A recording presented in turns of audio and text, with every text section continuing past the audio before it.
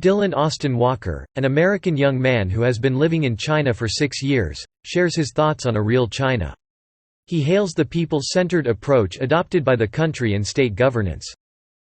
I think, for being here for 6 years now, for so long, being able to witness all different types of change through China's development, through the economy, society, politics. For me, China, the true China is a very dynamic one. It's a very, like I said, very dynamic country, very dynamic situation, and where, throughout these years, like we can say opening up and reform, the country's been developing, some areas developed first, some started to develop later.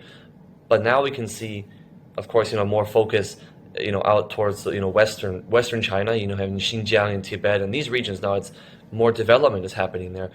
Fabrications and these stories and these, sometimes I call, these fairy tales. They just make up these stories sometimes out of nowhere. It's just, all at the whole point is just to, do the best that they can.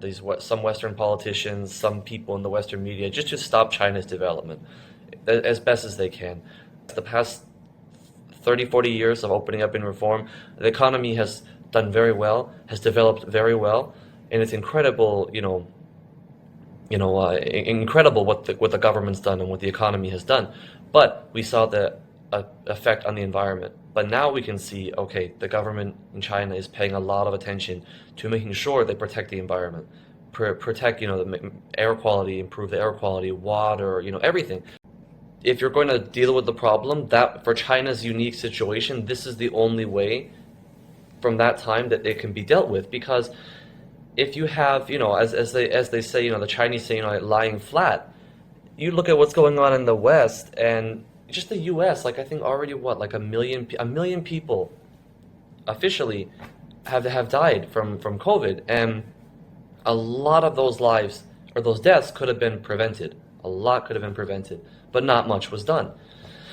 You have here this people-centered, approach and putting the people's lives and health above everything else as a way of governance and a policy, a type of policy. That's I think also one of the biggest human rights is, you have the freedom and the right to be safe, to be healthy, and it shows that the government cares.